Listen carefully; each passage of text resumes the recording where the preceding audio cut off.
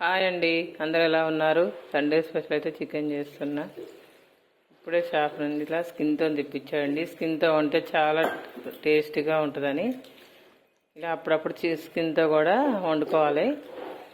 నాకెందుకో స్కిన్తో అయితే చాలా ఇష్టం అండి. స్కిన్ లేసి అంతగా ఇష్టపడను. ఇలా శుభ్రంగా కడుక్కొని 1-2 సార్లు పంపేసుకుందాం గట్టిగా. శుభ్రంగా కడిగిన చికెన్లో 1 టీ స్పూన్ పసుపు అయితే వేస్తున్నా. స్పూన్నర కారం అయితే వేస్తున్నా అండి. ఒక చిటికెడంతా గరం మసాలా, అల్లం వెల్లుల్లి పేస్ట్ వేస్తున్నా అండి. 1 స్పూన్నర. ఇప్పుడు కొంచెం సాల్ట్ వేస్తున్నా. 1 టేబుల్ స్పూను సాల్ట్. చికెన్ మృదువుగా మంచిగా మెత్తగా ఉండేందుకు కొద్దిగా పెరుగు అయితే వేస్తున్నా అండి. అట్లనే గ్రేవీ కోసం కూడా చాలా బాగుంటుంది. ఇప్పుడు ఇవన్నీ వేసిన తర్వాత మనం వీటిని ముక్కలు అన్నీ కలిసే విధంగా కలుపుకోవాలి. ఇలా కలుపుకున్న చికెన్ని ఒక 10 నిమిషాలు పక్కగా పెట్టుకుంటే అది మంచిగా అంత ముక్కలకు మసాలా పట్టుకొని ఉంటుంది. ఆ లోపల మనం ఉల్లిగడ్డ అవి ఇవి కోసుకుందాము. ఇప్పుడు కలిపి పెట్టుకున్న చికెన్ అయితే పక్కకు పెట్టి గిన్నె అయితే పెట్టినా అండి. గిన్నె స్టవ్ వేడెక్కింది. స్టవ్ మీద పెట్టి ఇప్పుడు దీంట్లో ఒక 3 పావుల ఆయిల్ అయితే వేసేస్తున్నా. ఆయిల్ అయితే వేడెక్కింది. ఉల్లిగడ్డలు వేస్తున్నా. ఇవి మంచిగా బ్రౌన్ కలర్ వచ్చేంత వరకు వేయించుకోవాలి. ఇలా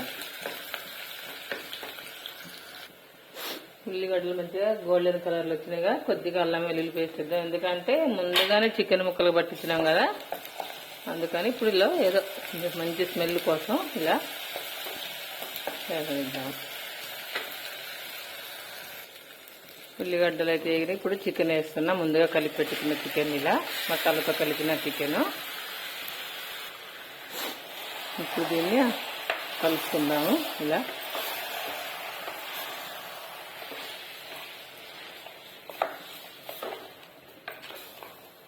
ఇప్పుడు కలుపుకున్న చికెన్ని మూత పెట్టేసి కొంచెం మంట తగ్గించి ఒక 5 నిమిషాలు అయితే మగ్గనిద్దాము.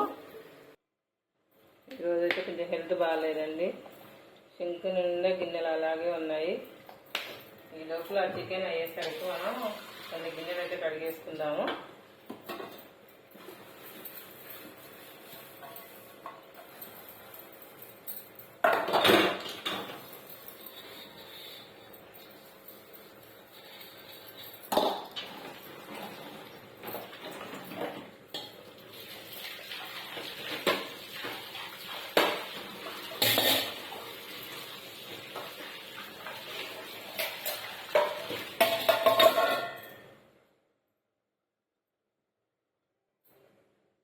కూర మగ్గే లోపల గిన్నెలన్నీ కడిగేసా అండి. గిన్నెలు అయితే అయిపోయినాయి. ఈ లోపల కూర మగ్గిందో లేదో చూద్దాము.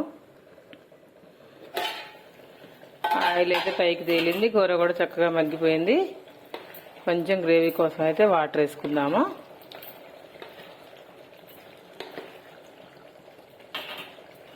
మనం మసాలా పట్టించిన గిన్నె ఉంది కండి, దాంట్లో కొద్దిగా వాటర్ కలిపి ఇల్లు అయితే మనకు సరిపడినంత గ్రేవీ కోసం అయితే పోస్తున్నా. ముక్క ఇలా మునిగేంత వరకు కరెక్ట్గా సరిపోద్ది కొలత. ఇలా ముక్క మునిగేంత వరకు వాటర్ పోస్తే మనకు కావాల్సిన గ్రేవీ సరిపోద్ది.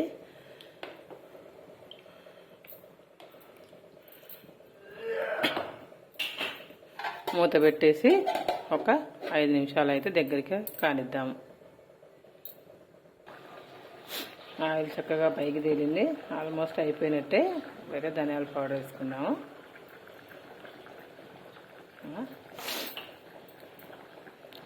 ధనియాల పౌడర్ వేసినాక 2-3 మినిట్స్ నుంచి దించుకుంటే సరిపోతుందండి. పులుసు చక్కగా దగ్గరగా చిక్కగా అవుతుంది.